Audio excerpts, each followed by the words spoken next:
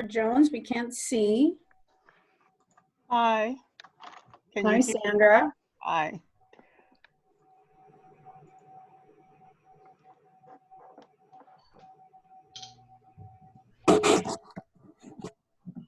So John, Aaron, and Nancy, it's up to you. You all can go ahead and get started with some storytelling or whatever you think's best. And whenever you feel like it, you can open the floor for questions. And folks in the audience and participating here, you can either raise your hand or send a message in the chat that you'd like to ask a question, and we'll kind of deal with questions that way, if that makes sense. Aaron, Nancy, you want to entertain any questions based on what folks have already heard? You want to start with that? Or? Oh, are there questions to be answered yet? Probably not. There was one that came into the chat box specifically in regards to people or foundations, new community foundations that don't have a lot of wiggle room. They don't have a lot of operating capital to do with staff, mainly managing donor advised funds. It came through from an anonymous person. I don't know if they joined this room, but I thought it's a very relevant question. I didn't know if you wanted to speak to that a little bit, Nancy. Sure. So the Community Foundation in Dubuque is 17 years old, and so we opened in 2003, and I think it was in 2007 we had the major Mississippi River flood. Mm-hmm. We had about $20 million in endowed assets, but not a whole lot of operating money. And we set up a disaster recovery fund. I mean, it is possible. You need to stand up there and be the big dog, and donors came forward, and we learned by the seat of our pants. I'm always glad that we did it.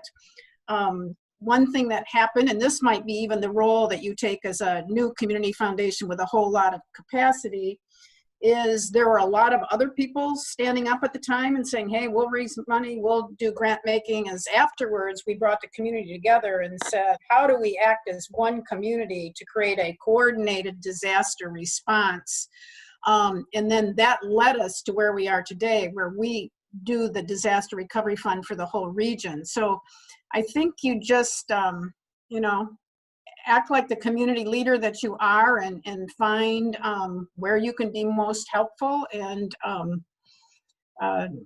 go from there. I'm happy to take, a call afterwards to discuss that too. Got lots of ideas on what you could do, but don't want to spend that time here.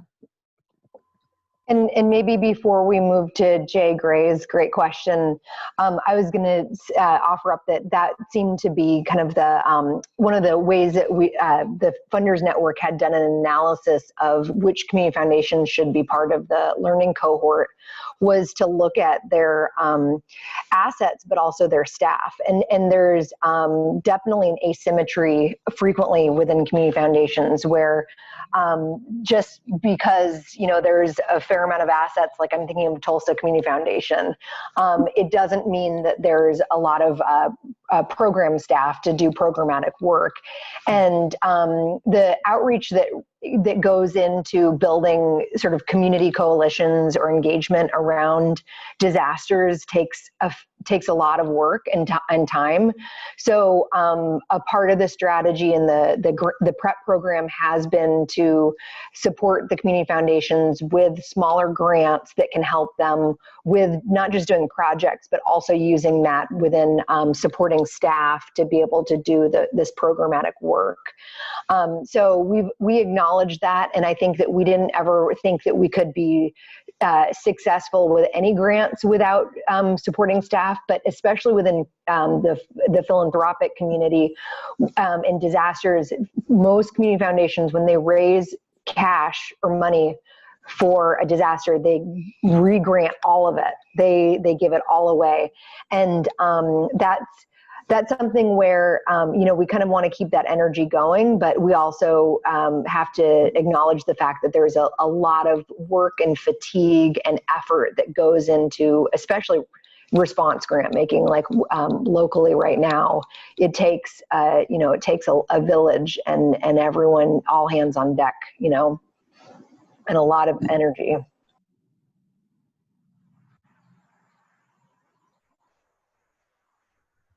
Are you, John and Nancy, are you guys looking at the chat boxes? It looks like we're kind of getting some coming in. And John, I think that the question by Jay Gray, and maybe Jay Gray, would you want to unmic and kind of ask it? I'd be happy to. Hello, John. We know each other, and Clifford. My name's Jason Gray. I'm with the North Carolina Rural Center here in North Carolina, and the context I'm thinking through is that we had a 500-year flood as a result of Hurricane Matthew, I think in 2016. We then had another one 2 years later in 2018, another 500-year flood. Now the pandemic, this has been, which has affected statewide, of course, but it's in a region, eastern North Carolina, at least for the hurricane flood recovery, where we have a number of majority counties, where we have a lot of economic distress, some historic inequity and injustice. And, these are counties that where 40% of the population has incomes less than 150% of the federal poverty line. So we're spending a lot of money now. We've got $545 million that have come in for CDBG, disaster recovery funding, much of it going for housing, which is good. But we have long-term chronic challenges to be able to respond to that. So I guess I want to focus on, are we talking about different things when we talk of building long-term resilience to deal with downturns, to deal with challenges, and just responding to the acute situational problems that we've got on the ground today? Just a little bit of perspective from each of you all on that would be wonderful. And I appreciate all the good work you're doing. Yeah, I'll do the best I can. And one of the things I want to say is that a lot of what we do for COVID-19, for any kind of economic shock to a community, is the same principles apply in the aftermath of disasters with the long-term recovery. So Jason Gray, I know for a while. I got my start in North Carolina with the North Carolina Division of Emergency Management. So before the events that you talked about, there was Hurricane Isabel in 2003, Hurricane Fran in 99, Hurricane Floyd in 99, Hurricane Fran in 96, and so forth and so on. So the first thing I want to say is that disasters do not discriminate, although there are some populations by virtue of their circumstances who tend to suffer disproportionately due to disasters. In rural places, these are people who are place-bound to a piece of land that they inherited, right? And so not that they would want to move out of harm's way and leave the land that they inherited, but oftentimes they couldn't if they wanted to. And they are living in housing that's less able to withstand extreme events. And so for them, long-term recovery is again, and they don't have the savings, they don't have the access to credit that would allow them to take the steps necessary to shore up their situations before a disaster happens. And so that exacerbates the aftermath of disaster and means that they have a longer, tougher road to recovery if they ever recover. And we have to acknowledge the fact that in many cases, the circumstances they are in before disasters are not sustainable. It's not the status quo that you want to return to. We often talk about building back after disasters. And in many cases, you want to build better than what people were dealing with before. So long-term resilience for those folks means better economic opportunity. Again, it's safer housing in safer places. It's land use policies that don't put people in harm's way, right? In your chat question, you talked about how long-term resilience looks and feels different from standard emergency response. And I got to say, in my experience in emergency response, the people with the badges they tend to abdicate from responsibility once That's the right. situation is stabilized, right? Once the immediate response and recovery issues are handled, they're out of there. And so then the responsibility falls on these community-based intermediaries to figure out, all right, how do we help these people get back into a stabilized situation? And that's a long-term endeavor, right? And we don't tend to think about it. It's not just, you know, housing, it's mental health, it's the gap in development and growth for children and families. And so it's a humanitarian endeavor. Did that get at what you're looking for? And maybe Nancy or Aaron would want to hop in with a kind of a little bit more of a story that kind of explores the relationship between this long-term resilience and emergency response. Yeah, I will share. You know, one of the big advantages of having gone through prep, which has been over like the last 7 years, is that we, prior to this emergency and others, we have really mapped our vulnerable populations. We have identified needs in different areas and different regions. And then our regular work has been about lifting those populations up. And we have created relationships with the organizations that support those vulnerable populations. So when the COVID-19 hit, we were already in partnership with MIT. The Sloan Business School was helping us with a needs assessment around the needs of immigrant families in our region, and specifically how it related to workforce. The MIT students pivoted, and then they framed it in the under the COVID-19, like brought that in. And so I guess my whole thinking here is, it's one thing to do disaster relief and recovery work, you know, you're an organization and that's what you do, compared to a place-based organization that knows their community, that has relationships with people in the region and leaders and with the organizations and knows their vulnerable populations. So I feel our ability to provide through this actual resilience is so much higher than, say, and I'm not bashing the Red Cross, but the Red Cross that comes in and does relief. You know, I mean, truly we're looking towards recovery and the needs of these populations. Now, I will say to us, COVID-19 is especially challenging because we're still in relief mode, and we're 3 months in and we're still, you know, feeding people, and we're so far away from recovery that you know, and then how do you keep the resources and the assets in place so that you can do that recovery work and get to more resilience? I don't know if that makes sense, but that's what we're experiencing here. As we know these populations, we have a large Marshallese immigrant populations, one of the 3 largest populations in the United States. And there's a lot of communal living.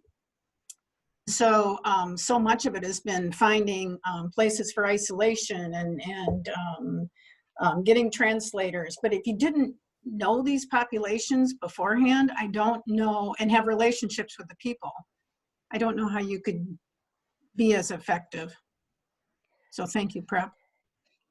I was going to say that resilience is very different on an individual level, different on a household level, different on a community level, and different by, you know, maybe like a component part of a census or some demographic. I mean, there's so many ways that you can try to think about resilience. And I think one of the challenges, especially in, to your question about rural areas and sort of the intergenerational, I wouldn't call it intergenerational poverty, but I'd call it the stresses that happen in terms of being land-based, as John said, is that you have continual impacts because of, say, flooding or drought or both. And then you have this sort of inability to access capital in the same way that some other people or places can. And I think then it comes down to like sort of in my mind, like the sort of way that psychologists or sociologists think about resilience is that when you've had a ton of stress and you've been working through it and at some point you break, right?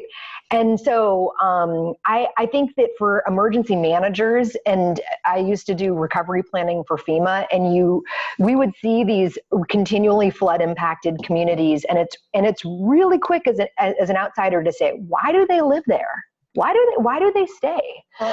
And then you realize, well, they don't have access to their deed or their title. They don't have options of where else they'd move. They wouldn't be able to sell it to anyone. So that's why they stay. And then that's why they start to do things like dogfighting or selling meth or, I mean, it's like, and so like, what's the flip side of resilience is those things that we like, think about in terms of, like, social issues, social problems, if we want to call it that.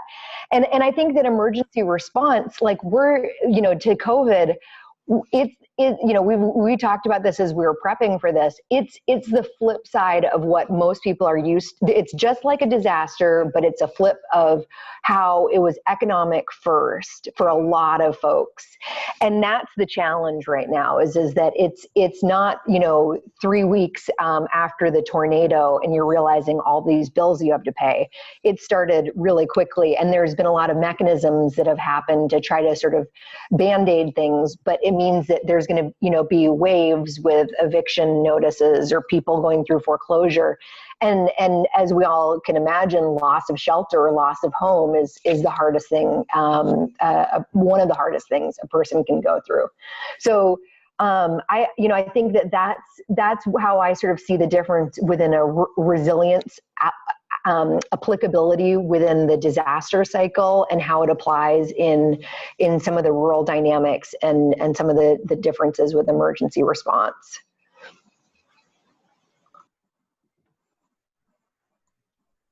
Great, and we've got an interesting question in the chat from Nancy Churich. I apologize if I didn't get your name exactly right. It's kind of a long statement there, but there's some interesting questions about developing simplified assessments for communities, but also she asks about climate change. Nancy, feel free to expand upon those insights from the chat. Sure. So I am on a climate change leadership team with Extension, and we're going that route because there aren't climate change specialists per se in the system at this point. We had hoped there'd be funded positions, but that doesn't look well. So a number of us that are interested in community resiliency and other aspects of climate change have kind of banded together to get some work done. And one of our initiatives is to develop a simplified assessment that could be used to guide rural communities in the directions where they're strong and they can kind of ignore or not. They don't have a lot of resiliency work to deal with, as well as highlighting where they have gap areas and they might want to do more work with resiliency, whether it's green infrastructure or whatever. So so we would ultimately like to do resiliency planning and kind of using a lens of community justice, of course, as well as longer term benefits. So my primary question is related to how, or have you seen folks incorporate economic resiliency with emergency and climate resiliency planning? Have you seen that done successfully and well? It seems like that's directed at me. I've got a couple ideas. First, back in 2008, actually we started in 2005, before Hurricane Katrina. Some colleagues and I got some resources from FEMA. to do a project called the Emergency Preparedness Demonstration, whereby we were working with marginalized populations to try to get a better understanding of the barriers to increase disaster awareness and preparedness facing those communities. We turned that, the lessons from that, into a document that we worked on with the Southern Rural Development Center out at Mississippi State. A program called Ready to Community. Nancy, I don't know if you've heard of it. But, yes, I have. yeah. All right, so Ready to Community is based on some of the work that we were doing. And by the way, you know, every place I work, if I'm ever in a rural community, I always reach out to the extension person there. My mom was a 4-H professional, so it's in me. But yeah, and so we've talked to the Southern Rural Development Center and the folks at Eden. For those who don't know on the webinar, Eden stands for Extension Disaster Education Network. We've talked about updating that curriculum, and we'll also be working with some universities that are part of the 1890 HBCU network on that. So be on the lookout for that, first of all. And then I have some colleagues who develop a number of different assessments, if you will, content assessment documents, if you will. Part of my background, I'm a planner by training. My PhD is in city planning.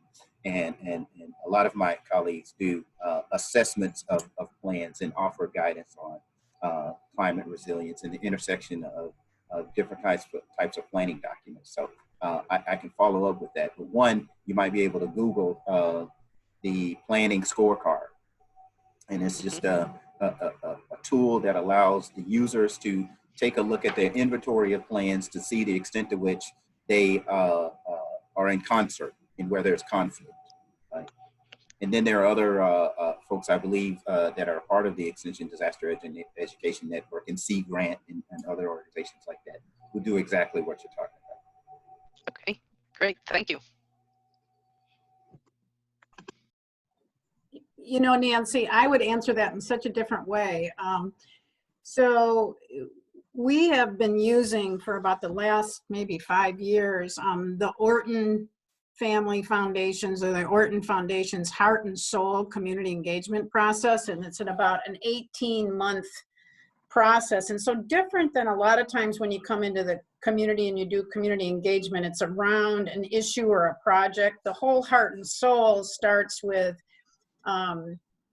you know, I think there's 3 principles. It's the long game, you involve everyone, and they identify their values as a community. So instead of like having this issue and like, you know, the people in the city say, okay, here's what we're thinking about this park, give us feedback. You're really about bringing the community, a rural community, together, involving everyone and getting them to work together to identify their values and then come out. And we've just had remarkable success after going through a process like this of dealing, of taking then totally, you know, one of them, what makes me think about this was resilience and climate change in one of our communities. And then they've created an energy district, and now they're popping up all over our region, which they're really fascinating, and be happy to share that with you. But also, like, one, they became aware that their Hispanic population wanted ESL and high school equivalency, and the people never even met these folks before. I mean, it's just, and we're able to bring it to town. The townspeople who'd never known this Hispanic population before prepared food, brought childcare, and provided it. And then when the disaster hit, you just had this stronger built community, and they're making sure that the Hispanics have access to the food pantries. But when I hear, like, when you talk about going in a community and trying to, you know, promote an idea or build some capacity to bring about change, I believe it's a wonderful way to start, because you've created this infrastructure of community members that know each other, that have taken a very positive approach to like identifying what they care about and what matters most and what their values are. And we have found it, then it's just so much easier than to move other agendas forward. So if you're interested at all, actually a former extension employee is our heart and soul person that does all this work. And so just a thought, like, how do you prepare the ground to build commitment to the idea? we found it to be extremely valuable and effective.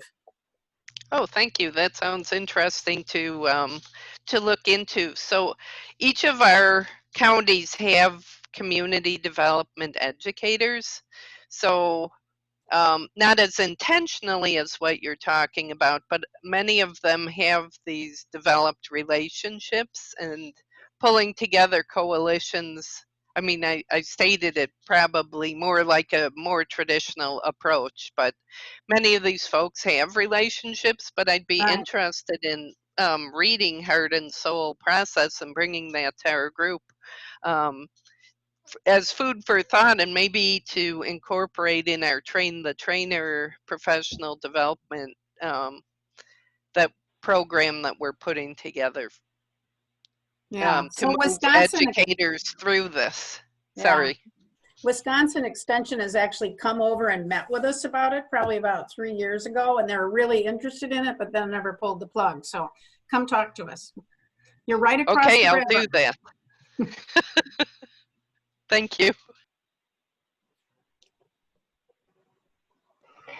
I just put in the chat box there was like you don't have to read the whole thing, but there's a section that analyzes sort of community resilience planning or strategies in a report that I worked on that I can't remember what the final product ended up having, but it sort of, I think there was a grid or a matrix that sort of sketches out which, like the pros and cons of some of the scorecards. But the challenge I would say about resilience, like planning, is that there aren't very many examples of it being done from like soup to nuts or start to finish.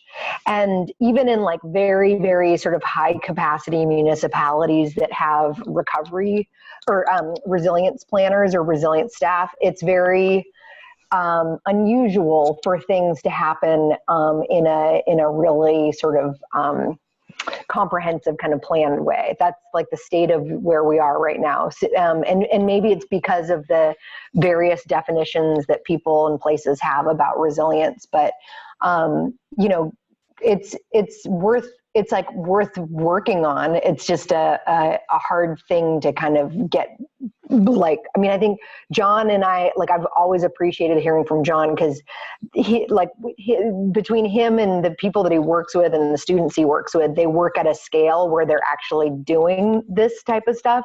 Whereas a lot of times I've seen, especially in academia or planners kind of come up with these ideas, but there's either no resources or there's no kind of like real continuity of getting the work done all the way. So I think the implementation is just as important as if it's the right sort of process or plan that's being developed. Yes, I totally agree with you. And that's why we want to go about this incorporating as many of the community members at the front end rather than the back end. In my community, we're doing something similar with economic development, and rather than tackling everything economic development or soup to nuts, as you said, we're focusing on very critical or needs, and a limited number of them so that they are done well and they're the most important to the community at this time, or that's their opinion anyway. Thank you. I'm really interested in Sheree's question and would love to hear more. Is that how you say your name, Sheree? Can you unmute yourself and tell us more about your question?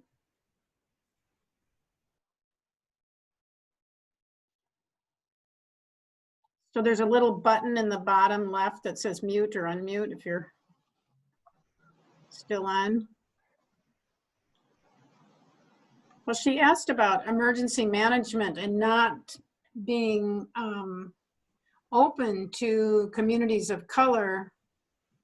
And I guess the only thing I could respond is we have found they're a pretty independent group. And partnering with them, each one to a person was different, and most of them were were on board, but that just, that's so interesting to me, the question. Nancy, this is also something that's backed up by research. I've been involved in a couple of studies that looked into the level of professionalism and the level of commitment among emergency managers, professional emergency managers, to engaging the public. And we have to remember it's a lot better now because the culture is shifting due to efforts to promote whole community preparedness. But this is largely a field still dominated by male, ex-militaristic. They operate in top-down command and control models, so they're not used to this kind of stuff. It's a lot better than it was after 9/11. I can remember working in places in small towns where the emergency managers didn't want to give up any information, as if Al Qaeda was looking to drop, a bomb in uncertain Texas. Uncertain Texas is a real place. Look it up, smallest place. But the truth is, and the research has shown that a lot of emergency managers don't believe that it's worth their time. They believe it'll slow down the process. They believe that lay people aren't savvy enough to analyze, sophisticated information. And when we interview lay people, what we find is what Sheree is saying here, that no, we want to be involved, right? We want to have some say in what happens. We want to have some choice in the policies that are implemented in our places. And I try to tell emergency managers, look, if you make the effort to go out, and I know it's hard for people with badges to engage people of color, and there's a level of trust issues there, but if you can figure out how to do it or partner with someone who can help you do it, those people will make sure that they put up a fight when budgets get cut, and yours is the first job on the chopping block, which is typically what happens to emergency management operations in small towns. They are stretched thin to begin with, and they're the first ones to go. But if you can build this kind of goodwill and involve people in the process, you get better plans. They get done. They're more likely to be implemented, and you get a lot of support when people know who you are and what you do. I just wanted to tag on to that the kind of like with any sort of organization becoming more diverse, it just helps. Like, we know that, like, there's economic analysis that shows that, whether you're looking at diversity in terms of men and women or people of color, et cetera, et cetera. And the field of emergency management is slowly becoming a little bit more diverse. But I think that you also think about emergency managers tend to work for those who are in government. So I don't know if you're talking about your state emergency management or your federal emergency management, but both of those sort of represent the tones and the decisions and the culture of the those agencies too. And that's not excusing it at all. That's just kind of revealing and reminding us all that there's things that have been changed under certain types of administrations at state levels or within certain federal administrations too. And frequently those things represent the whole. And speaking as someone who, I am not like an Indian country funder, but many of the states that I have or that I work within have sovereign territories that are owned and actively governed by tribal communities. And right now we're seeing a huge sea change with what the previous administration had built up in terms of recognizing sovereignty and sovereignty rights with working with FEMA. And so I just say that that's kind of, it's not acceptable at all, but it also just represents kind of where the field is, and that these are the challenges that we all need to continue to work on. I don't know if it's been in the national news about what's been happening in South Dakota about Pine Ridge working to to check their borders, and the governor there, but that's an example of how a state governor and her Office of Emergency Management is not recognizing their sovereignty, and there we go. I don't know what more I can say on that. Oh, but there's someone that wanted to tag on to that as well. I just saw Teresa. Yeah.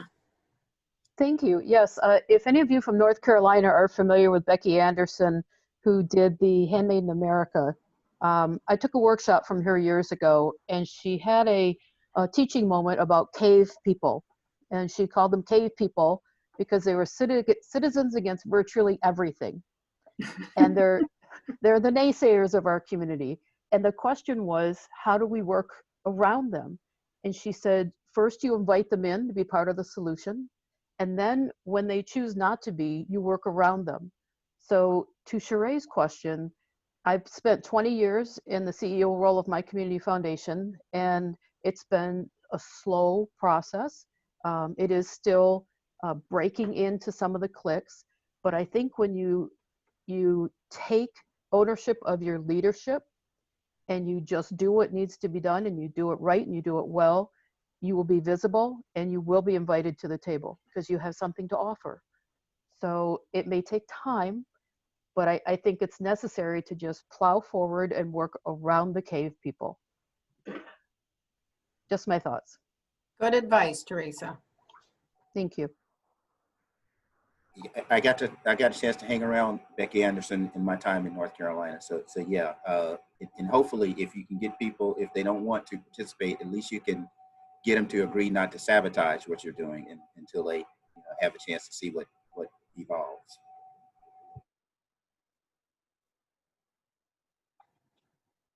If there's not another question right now, I will share one thing that we're really struggling with in this disaster, and partly because of the length of the relief, is the realization that our food distribution system is pretty fragmented and not necessarily high performing.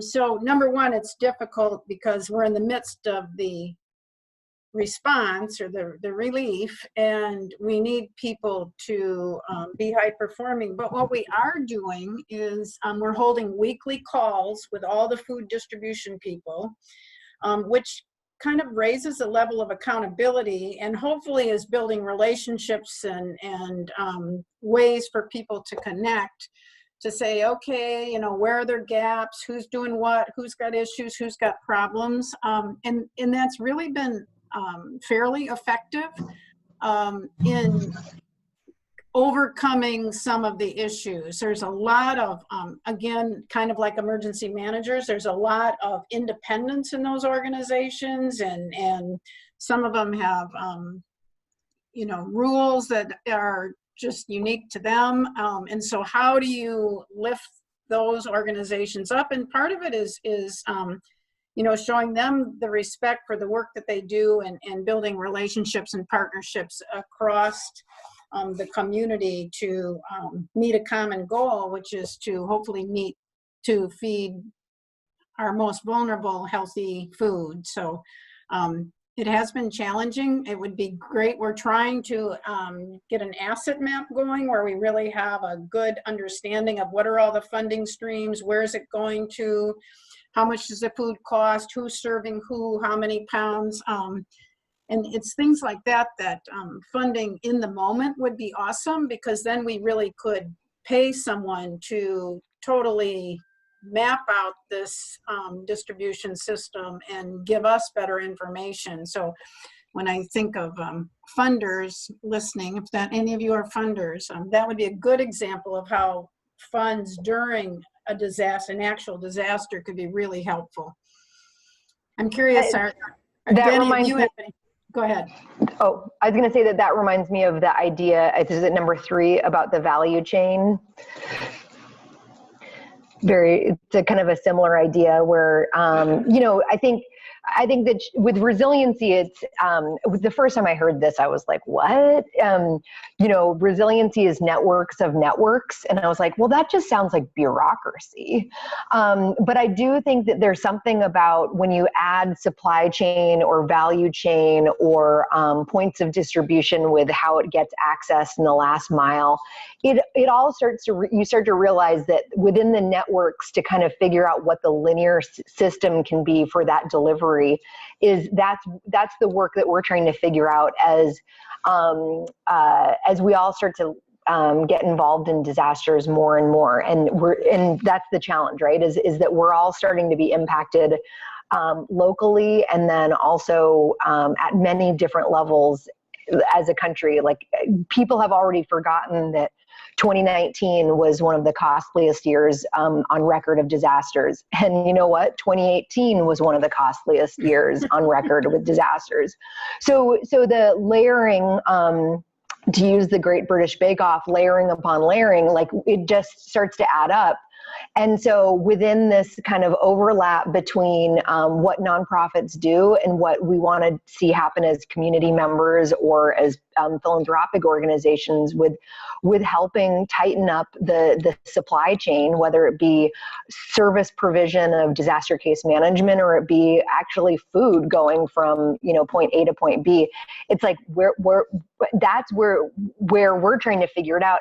And the unfortunate thing is a lot of the larger nonprofits that have been involved in humanitarian and disaster response over the years just they're not leading the conversation at all. And that's the sad, and governments definitely in some regards actually may be creating more problems than solutions with these really dire needs that are both economic as well as right now truly about getting our basic human rights of food, water, and shelter. I mean, I think that's the crisis that people are realizing within COVID and the pandemic, is when food banks that have ordinarily had a tough time are turning away 40% of people, and they have 70% increase in needs.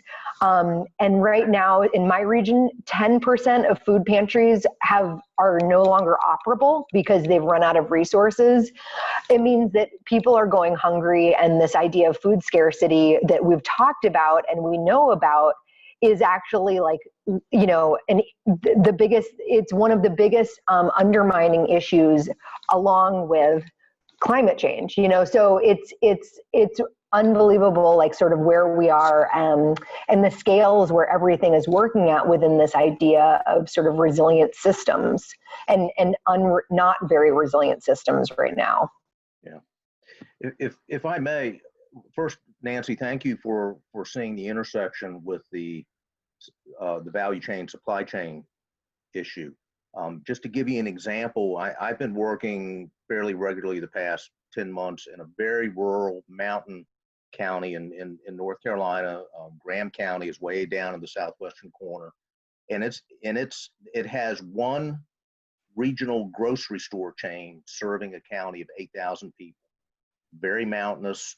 There's probably 40 minutes to the next nearest town that would have something else, and they've had a lot of shortages, a lot of empty shelves in their store, because they're at the end of the line.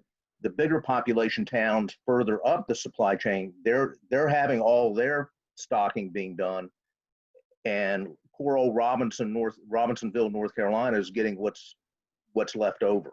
So part of, I think, the creative thinking we have to have, and I think the Dogwood Health Trust, who was featured early on in the first webinar, can be a force for good on this, is when we're facing acute situations like this, how do we make good things happen by having unusual partnerships, i.e.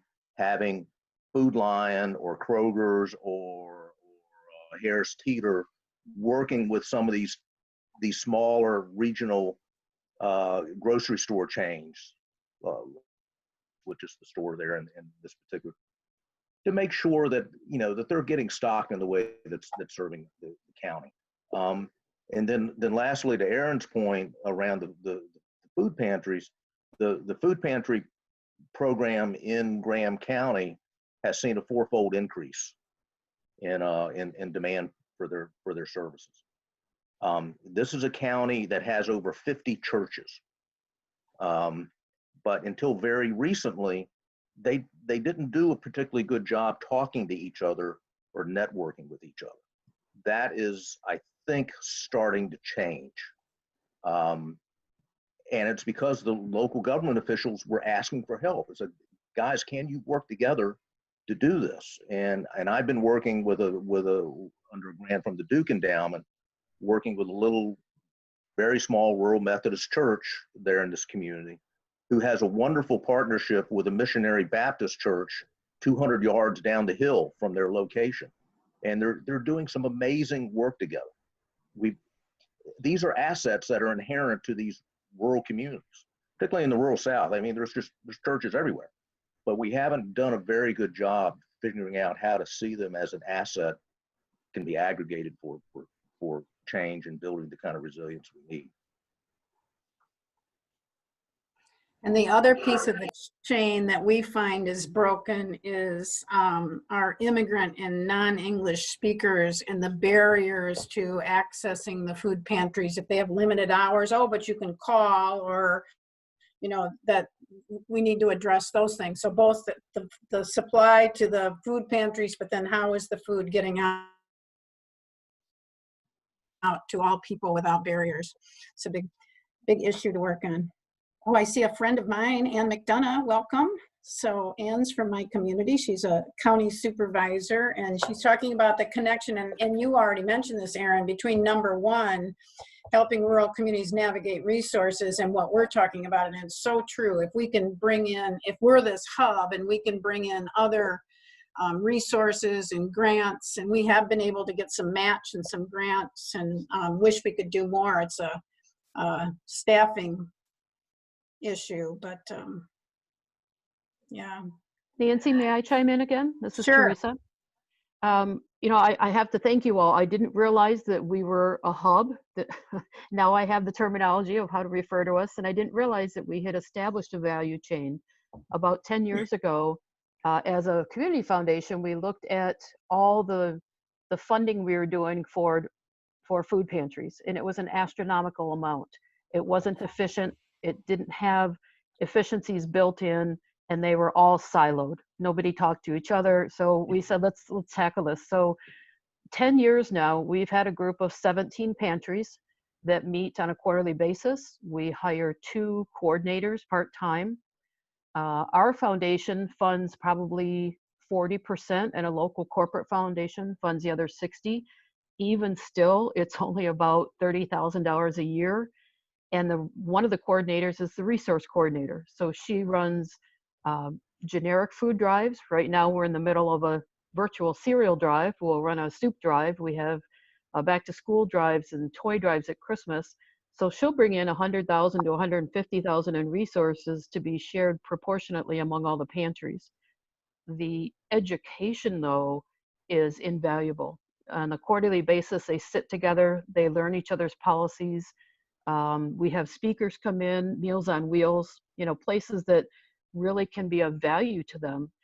And just recently, because of COVID-19, we set up with a partnership with Community Action and United Way in our county, a goods donation center, because we discovered through the health department that any community donations that came into food pantries needed to be quarantined for 3 days.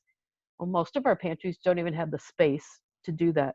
So now that finally, just this week, one of our grocery stores, to your point, I believe it's Jason, one of the grocery stores allowed us to do bulk ordering. At the very beginning, they all wouldn't do it, so we've got one. So we were able to purchase 6 pallets of food, which will be distributed. But that chain event, Catholic Charities has been pre-boxing packages for us for weeks. I believe they're getting their food from 3 different food banks. It's coming to us at no cost. We're putting it back out into the pantries for curbside delivery. It's been a beautiful building of relationships, and I didn't realize 10 years ago that we were preparing for a disaster. So it really feels nice that the foundation is there. And Nancy, to your point, I have my fingers in it a fair amount because it's one of my personal passions. But to hire the 2 coordinators, they run with it, and it's very doable as a community foundation initiative, and it's fundable. I've received very generous funding for it, but we're doing all the pantries at one time, so it really does cut down on the disconnect between the food suppliers. Good work, Teresa. Thank you. Thank you. I know that I personally got really interested in disasters because I had worked for some time in grad school for an asset-based community development trainer. He had been the former city manager for the city of Savannah, Henry Moore. And I just, when I first worked in Cedar Rapids after the floods there, I just felt like what's missing from the emergency management system is thinking about sort of asset-based approaches that incorporate a whole different array of actors. That's kind of been my passion over the years, is like thinking about how the system can change or should incorporate people that aren't necessarily in the formal emergency management arena. And I think that right now with COVID, we're sort of learning about the fact that, well, there's just shortcomings in general about government response. I'll just leave it at that. But the second thing is that along with this is the supply chain is, as one food bank person said, is wackadoodle. So, you can't get, meat for less than $8 a pound, but yet there's 10,000 hogs being slaughtered. And so it's a very interesting space that we're in right now. And unfortunately, to bring it back to what's been kind of the premise of this, is that it's inordinately, awfully, terribly affecting communities of color the most, who are the frontline workers, working in hospitals, working in senior centers, that are the most, that are the highest fatality rates, the highest rates of hospitalization. And so, it's something where I feel like we're right now, as the woman from the Encourage Foundation had said, Kelly Ryan said, is that we are an interesting place in philanthropy, and I think also community development, where we are kind of all going to need to come up with a bunch of different models and tools to figure out, because it might not be a pandemic next, but there's going to be more of this that continues to happen, because that's just the rate that we're at right now in the country. So that's my soapbox. And And I'm guessing Clifford's going to tell us time is running short. Are there other questions before we say adieu? Maybe John, if you want to wrap up with some final thoughts. Oh, well, no, I thought Aaron's comments were good enough to end on a high note there. Yeah, wonderful. as the helicopters swarm around the Minnesota State Capitol. So sad, so sad. Well, everyone, I don't know about, I'm not a religious person, but you're definitely, please pray for us. Please pray for everyone. Send us good wishes, good vibes, send everyone good wishes. Send our neighbors, our communities, good wishes and vibes, because we're going to have to figure this out. We are. Clifford, I've been recording the session. Is there any information for the participants on how they can view this? Yeah, thank you all for participating in the breakout session. We'll be compiling all of the breakout sessions along with the first hour's webinar into one playlist that will be available on YouTube as well as on the Aspen Institute website. And I'll be emailing all of you with a direct link to that as soon as our audiovisual team gets it all compiled. Thanks for the conversation. Thank you, Thank you, everyone. Clifford. Thank you, everyone. Thank It's you been all. fun. So leave.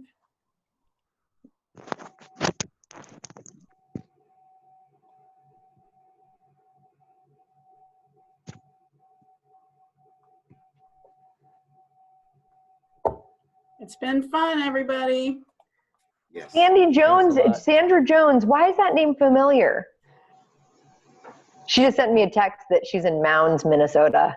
I don't know, but I am in Mound, and I just thought I'd send that out. And so they're there too? I mean, I've only been in Minnesota 4 years, but I'm just, I just thought I'd send that out. When you talked about the helicopters, one went by, like, while we were on this call, one went by. So My colleagues in Mounds also. So In which organization or how did you get linked into this webinar? Well, into this, two things. One, most of my work has been in South Carolina, and my disaster relief work started with Hurricane Hugo. And I haven't done a lot of it lately, but Hugo, the Loma Prieta earthquake, the LA civil unrest, which brings me to what's happening here with George Floyd, that experience. So, but anyway, but at the moment I'm working, my primary work is political. I'm working with the DFL. I'm in SD 33 and working to unseat who. Well, hopefully our paths will cross. Hallelujah. Okay. So, You stay safe and take care. You too. Bye-bye. And thank you. Bye. This has been good. This has been good. Thank you. Thank you. Thanks. Bye. Thanks to all of you. Thanks, Bye. John, Bye-bye. Aaron, Nancy. Goodbye, everybody. Bye, Nancy. Bye, Take John. care. Great to see you. Bye. Hey, Aaron. She's gone now. I was going to tell her I got to work with Henry Moore, too. I'll send her a text message. Sounds good. I know this is